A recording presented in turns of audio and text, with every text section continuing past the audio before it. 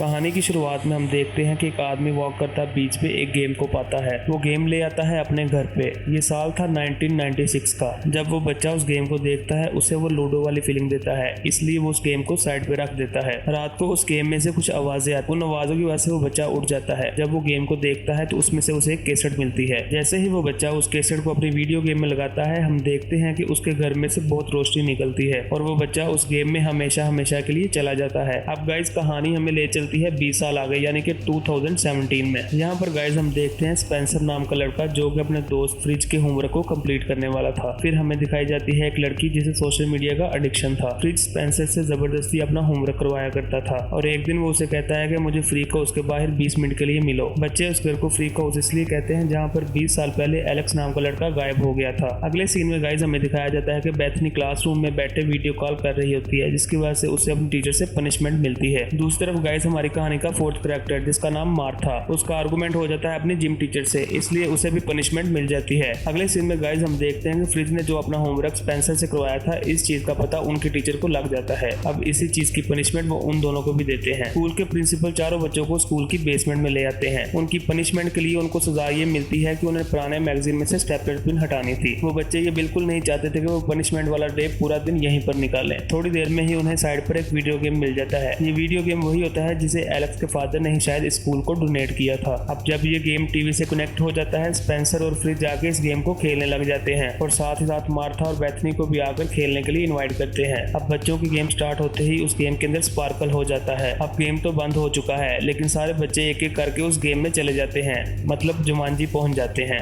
बच्चे जब गेम खेलना स्टार्ट कर रहे थे, इन्होंने अपने अपने कैरेक्टर चुन लिए थे। स्पेंसर बदल चुका था ब्रेवस्टोन में, मार्था बदल चुकी थी रूबी राउंड हाउस में, फ्रिज बदल चुका था फ्रैंकली फिनबर में और बेथनी बदल चुकी थी प्रोफेसर शेलीबी में। गाइस चारों के पास अपनी अपनी खूबियां थी जिसके बारे में हमें आगे आगे पता चलता रहेगा। अब चारों अपने कैरेक्टर को देखते हैं जो बिल्कुल डिफरेंट हो चुके थे। जहां स्पेंसर एक पतला दुबला सा लड़का था जो ब्रेवस्टोन की बॉडी ले चुका था, मतलब वो एक बहुत ही स्ट्रॉन्ग मैन में तब्दील हो चुका था। बेथनी जब अपना ये रूप देखने के लिए पानी के पास जाती है तो पानी से निकल के डायनासोर्स उसे खा लेता है। सभी इसे देख के बहुत डर जाते हैं। तभी कुछ सेकंड के बाद आसमान से आकर वो फिर से गिर जाता है। तभी वो अपने हाथ में 3 लाइनें देखते हैं। इससे उन्हें पता चलता है कि हम इस गेम में शामिल हो चुके हैं। इसका मतलब सभी के पास 3-3 लाइफें हैं। जैसे अभी इसे एक जानवर ने खा लिया है, ये दोबारा जिंदा हो चुकी है, मतलब इसकी 2 लाइफ अभी बाकी हैं। इसी दौरान वो देखते हैं कि इनके पीछे खूब सारे जानवर भागने लगते हैं। तभी वहां पर नाइजेल की गाड़ी आ जाती है सभी को पिक करने के लिए। ये एक नॉन प्लेयर कैरेक्टर है, मतलब जितना उसमें फीड किया गया था उसे सिर्फ उतना ही बोलना था। वो सभी लोगों का वेलकम करता है जुमानजी गेम में। अब वो सबको इस गेम के बारे में बताना शुरू करता है। वो कहता है कि आज से कई साल पहले वैन प्लेट और ब्रेवस्टोन साथ साथ काम किया करते थे। वैन प्लेट को एक हीरा हासिल करना था जो कि जंगल में एक जैगुआर की आंख में लगा हुआ था। वैन प्लेट इस गेम का मेन विलन है। वो जैगुआर की आंख में से उस हीरे को निकाल लेता है। इसी वजह से वो काफी ताकतवर हो चुका था और साथ ही साथ जंगल के सारे जानवर उसकी बातें मानने लग गए थे, क्योंकि उस जंगल की हिफाजत करता था उस जैगुआर की आंख में लगा हुआ हीरा। तब नाइजेल उन्हें बताता है एक रात वो वैन प्लेट से हीरा चुरा लेता है। अब वो हीरा दे देता है वापिस से ब्रेवस्टोन को। वो ब्रेवस्टोन को बताता है कि तुम्हें ये हीरा वापिस से जैगुआर की आंख में लगाना है। वो ब्रेवस्टोन को बताता है कि जैसे ही तुम ये हीरा उसकी आंख में लगा दोगे तो इस जंगल से हमारा छुटकारा हो जाएगा और तुम भी अपने घर जा पाओगे। याद रखना तुम्हें ये गेम खत्म करना है जुमानजी का नाम लेकर। जाते वक्त नाइजेल ब्रेवस्टोन को एक मैप भी देकर जाता है और जब वो मैप पढ़ना स्टार्ट करते हैं वो पाते हैं कि ये मैप तो खाली है। तब बेथनी उन्हें बताती है क्या तुम लोग पागल हो चुके हो, इस मैप में तो सब कुछ लिखा हुआ है। तब हमें पता चलता है कि बेथनी एक प्रोफेसर है जो कि मैप को पढ़ सकती है। बेथनी उस मैप से देख के बताती है कि एक हिस्सा गायब है और हम लोग पहाड़ियों के बीच में हैं। हम लोग बिल्कुल सही रास्ते पर हैं। तभी ब्रेवस्टोन का हाथ अपनी बॉडी पर लगता है। तभी वहां पर एक पावर पैनल ओपन हो जाता है। उस पावर पैनल पर सभी की स्ट्रेंथ और वीकनेस लिखी हुई थी। यहाँ पर हमें ब्रेवस्टोन की स्ट्रेंथ पता चलती है, वो काफी स्ट्रॉन्ग और काफी स्पीड वाला है और उसकी वीकनेस कुछ भी नहीं थी। और जब फ्रिज अपनी स्ट्रेंथ चेक करता है तो उसमें लिखा था कि ये बायोलॉजिकल इंस्ट्रक्टर है। एक तो ये जानवरों से बातें कर सकता था और दूसरा ये कि हर जानवर को समझ सकता था। उसकी वीकनेस में था केक, अगर वो केक खाएगा तो वो मर जाएगा। वहीं मार्था की स्ट्रेंथ थी कि वो एक फाइटर डांसर है और उसकी वीकनेस थी वेनम। और इसी तरह बेथनी भी अपनी स्ट्रेंथ चेक करती है, उसमें ये लिखा था कि वो रास्ते पता कर सकती है और साथ ही साथ नक्शे भी पढ़ सकती है। अब चारों को समझ आ जाता है कि हम इस गेम का हिस्सा हैं। अगर हमने जुमानजी को बचा लिया तो हम अपने अपने घर जा सकते हैं। तभी हमें ये खेल खेलना होगा। इसी दौरान इन चारों के ऊपर अटैक हो जाता है। अब चारों भागते भागते जंगल में पहुंच जाते हैं। सभी एक दूसरे की मदद करने लग गए थे। वहाँ पर बेथनी को एक शूटर मारने ही वाला था कि मार्था वहाँ पर अपनी फाइट से उन लोगों को मार भगाती है। दूसरी तरफ फ्रिज अब तेजी से भाग नहीं पाता, इसलिए ब्रेवस्टोन उसे अपने कंधों पर उठाकर तेजी से भागने लगता है। फ्रिज के बैग में ब्रेवस्टोन के लिए काफी चीजें रखी हुई थी, उसमें से निकलता था बूमरैंग। अब ब्रेवस्टोन उस बूमरैंग से उन शूटर्स को मारता है और देखते ही देखते वो शूटर्स भी मर जाते हैं।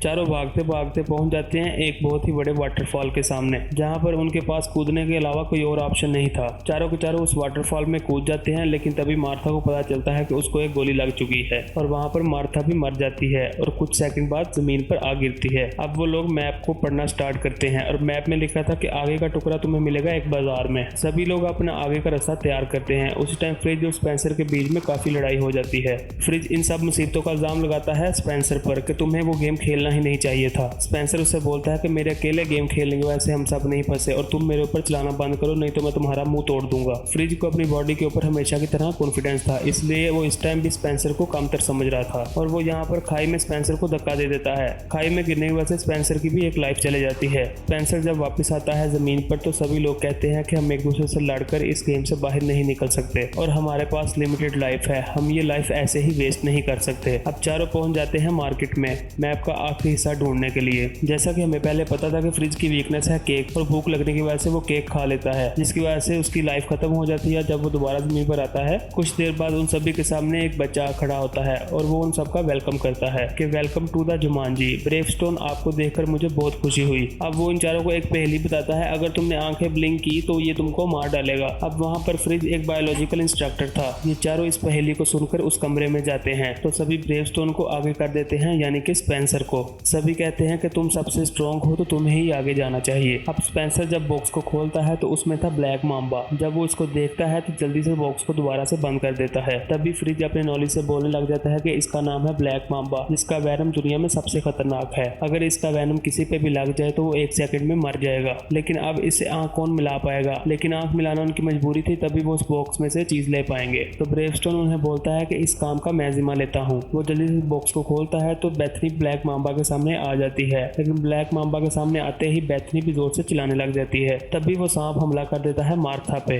लेकिन तभी स्पेंसर उसका गला पकड़ लेता है और फ्रिज वहां पर आकर उसके दांत निकाल लेता है कि वो अब किसी को चोट ना पहुंचाए। तभी उन्हें बॉक्स में रखा इनाम मिल जाता है और पेपर में लिखा था, जब भी तुम हाथी को देखो और चढ़ान शुरू कर दो। अब वो चारों लोग ये समझ नहीं पाते कि हमारे नक्शे का अगला हिस्सा ये नहीं हो सकता। तभी वहां पर वेंटाइल्ड के सारे लोग वहां पर पहुंच जाते हैं उन चारों को मारने के लिए और वहां पर ब्रेवस्टोन एक के बाद एक सभी को मार भगाता है। यहाँ पर गाइस हम देखते हैं कि वैनप्लेट सभी के सामने आकर उनसे हीरा मांगता है कि वो हीरा तुम मुझे वापस दे दो। अब यहाँ पर कहानी के 5वें कैरेक्टर की एंट्री होती है, यानी कि निक जॉन। ये वही लड़का है जो आज से 20 साल पहले एलेक्स इस गेम में गुम हो चुका था। अब वो वेंटाइल्ड के लोगों के सामने धुआं कर देता है और सभी को अपने साथ ले चलता है। वो उन सभी को ऐसी गुफा में ले जाता है जहाँ पर उन्हें बहुत सारी चीजें देखने को मिलती हैं। वो कुछ आगे बढ़ते हैं तो उनके सामने व्हाइट ब्लेड आ जाते हैं। अब सभी उस गुफा से बाहर निकलकर वापस जंगल में ही पहुंच जाते हैं। तब निक अपना इंट्रोडक्शन करवाता है सभी लोगों से कि मैं यहाँ पर काफी टाइम से हूँ और मैं अभी तक इस गेम को पार नहीं कर पाया। दूसरी तरफ गाइस हम देखते हैं कि वैन काफी गुस्से में होता है कि उसका हीरा अब उसके पास नहीं था बल्कि ब्रेवस्टोन के पास था। अब वो उन सभी को एक घर में ले चलता है। ये घर किसी का नहीं बल्कि एलिस पेरी का था। ये वही कैरेक्टर है जो कि काफी देर पहले इस गेम में चले गए थे और काफी देर से इस गेम के अंदर ही हैं। एलेक्स जो है ये एलन पेरिश के घर में ही रह रहा था। तब एलेक्स उन्हें बताता है कि मैंने भी यहाँ पर काफी मुसीबतों का सामना किया है। मेरे पास अब सिर्फ और सिर्फ एक लाइफ ही बची है, जिसकी वजह से मैं अब रिस्क नहीं ले सकता। इसी दौरान इन चारों को पता चलता है कि हमें जो मैप का अगला हिस्सा मिलने वाला था वो कोई और नहीं बल्कि एलेक्स ही था। इसलिए वो एलेक्स को पाकर काफी खुश थे और एलेक्स भी जान जाता है कि ये मुझे ही ढूंढने आए थे। अब एलेक्स उन्हें बताता है कि जो हमारा नेक्स्ट लेवल है वो ट्रांसपोर्टेशन को पार करना है। ट्रांसपोर्टेशन के शेड को पार करने के बाद ही हम पहाड़ियों पर चढ़ सकते हैं। अब सभी पहुंच जाते हैं ट्रांसपोर्टेशन शेड की तरफ। तभी वहां पर वो देखते हैं कि कुछ गार्ड्स उनकी तरफ देख रहे हैं। गार्ड उन्हें कभी भी अंदर नहीं जाने देंगे। तभी वो सब लोग मिलकर एक तरकीब सुझाते हैं। वो सोचते हैं कि हमें उन गार्ड्स का ध्यान भटकाना पड़ेगा और तभी बाकी लोग शेड में जाकर घुस जाएंगे। अब सभी लोग मार्था को बोलते हैं कि तुम्हें ये काम करना पड़ेगा, क्योंकि वहां पर सिर्फ मार्था ही थी जो सभी का ध्यान भटका सकती थी। तब बेथनी अपने लड़कियों वाले अंदाज में मार्था को ट्रेनिंग देती है और मार्था को सारी हिदायत बताती है कैसे वो गार्ड्स का ध्यान भटका सके। जब मार्था उन सब गार्ड्स का ध्यान भटकाने के लिए जाती है तभी ये लोग आपस में बातें करते हैं कि तुमका फेवरेट कैरेक्टर कौन है। एलेक्स आज से 20 साल पुरानी किसी एक्ट्रेस का नाम लेता है। तभी सबको समझ आता है कि अभी भी 20 साल पुरानी ही बात कर रहा है और वो उन्हें बताता है कि आज 2017 चल रहा है। वो उनसे पूछते हैं कि तुम्हें क्या लगता है कौन सा साल होना चाहिए। तो एलेक्स बताता है कि 1996। तो तभी काफी सरप्राइज हो जाते हैं कि एलेक्स पिछले 20 सालों से यहाँ पर फंसा हुआ है। अब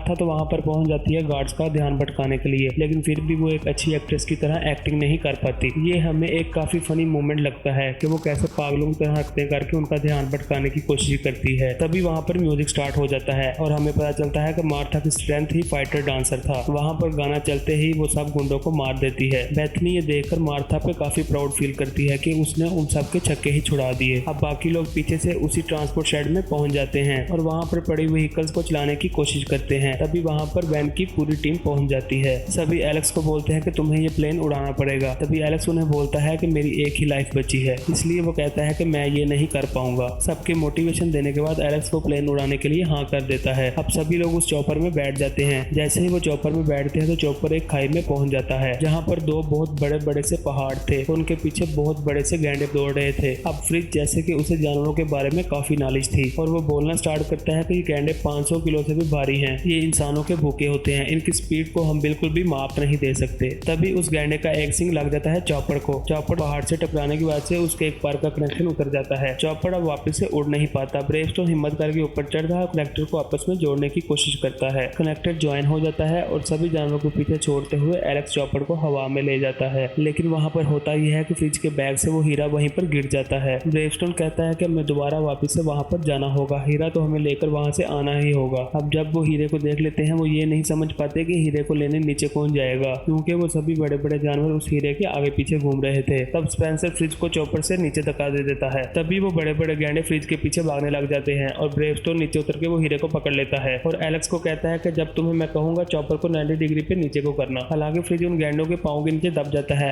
जब वो न्यू लाइफ लेके नीचे को आता है तो एलेक्स चॉपर को 90 डिग्री पे रोटेट करता है तो ब्रेवस्टोन उसका हाथ पकड़ के उसे वापस से चॉपर में बिठा देता है। अब सभी लोग एक जगह पर रुक जाते हैं और हम देखते हैं कि एलेक्स को वहां पर मच्छर काट जाता है और ये उसकी वीकनेस थी और एलेक्स वहां पर बेहोश हो जाता है और कोई भी नहीं ये चाहता था कि हम एलेक्स को वहां पर छोड़ के जाएं। तभी वहां पर बेथनी अपनी एक लाइफ शेयर कर देती है एलेक्स के साथ में। अब एलेक्स वापस से जिंदा हो जाता है लेकिन बेथनी की एक लाइफ कम हो जाती है। गाइस फाइनली सभी लोग उस जैगुआर की मूर्ति के सामने पहुंच जाते हैं, लेकिन जब वो सभी वहां पर पहुंचते हैं वो ये सोचते हैं कि ये रास्ता इतना इजी नहीं हो सकता, ये गेम का रास्ता है। वो ये चाहता है कि जो ये रास्ता बताए हम उसी रास्ते पर जाएं, लेकिन ये रास्ता बहुत खतरनाक हो सकता है। तभी ब्रेवस्टोन कहता है कि मैं यहाँ से आगे जाता हूँ, लेकिन कुछ दूर जाते ही ब्रेवस्टोन के आगे पीछे बहुत से जानवर आ जाते हैं। उसे एक जैगुआर मार देता है। अब स्पेंसर की भी एक लाइफ खत्म हो चुकी थी। जब वो वापस से जिंदा होकर सभी लोगों के पास आता है वो कहता है कि यहाँ से निकलना आसान नहीं। सभी लोग प्लान करते हैं, वो सब अलग अलग रास्ता ज्वाइन करते हैं, लेकिन सभी के पीछे वो वैन की पूरी टीम लग जाती है। सारे के सारे बाइक राइडर्स उनके पीछे भागने लगते हैं। अब वहाँ पर ब्रेवस्टोन बाकी जैगुआर को चकमा देकर उन्हें एक आग के गोले में ही फंसा देता है। लेकिन दूसरी तरफ जब सभी लोग अपने अपने रास्ते पर चल रहे होते हैं तो फ्रिज के सामने खड़ा होता है एक बहुत बड़ा हाथी, लेकिन उसे जानवरों की समझ लगती है। वो दोनों आपस में बातें करने लग जाते हैं, लेकिन वहाँ पर वैन के हाथ में बेथनी लग जाती है और वो बेथनी को लेकर सभी के सामने आ जाता है और कहता है तुम मुझे हीरा दे दो नहीं तो मैं बेथनी को मार डालूंगा। लेकिन स्पेंसर उसे बोलता है कि हीरा मेरे पास है ही नहीं और वहाँ पर फ्रिज हाथी के ऊपर बैठ के बहुत तेजी से आने लगता है और वहाँ पर खड़े सारे के सारे जैगुआर को मार गिराता है। इसी दौरान फ्रिज के हाथ से हीरा भी कहीं दूर जाकर गिर जाता है और वैन के हाथ से बंदूक भी गिर जाती है। मार्था ब्रेवस्टोन को कहती है कि तुम यहाँ से ऊपर जाओ, हीरा तुम्हें मैं ला कर दूंगी। अब फ्रिज और बेथनी भी वैन को मारने लगते हैं। ब्रेवस्टोन वहाँ से गाड़ी उठाता है और पहाड़ के ऊपर चढ़ना शुरू कर देता है। वो पहाड़ बहुत ही घुमावदार और सीधी चढ़ाई वाले थे, लेकिन ब्रेवस्टोन उन पर अपनी बाइक नहीं रोकता। दूसरी तरफ मार्था जहाँ हीरो को लेने जाती है वो जगह बहुत सारे सांपों से भरी थी और वैन भी वहाँ पर पहुंच जाता है। वो जगह शापित होने की खातिर वैन की सारी बातें जानवर मानते थे, इसीलिए अब सारे जानवर बेथनी को घेर लेते हैं। लेकिन बेथनी ने वादा किया था ब्रेवस्टोन से वो उसे हीरा देगी और उसे ये भी मालूम था कि वैनम उसकी वीकनेस है। तभी वो एक सांप के ऊपर पैर रख देती है और वो सांप उसे काट लेता है। इस तरह उसकी एक लाइफ चली जाती है।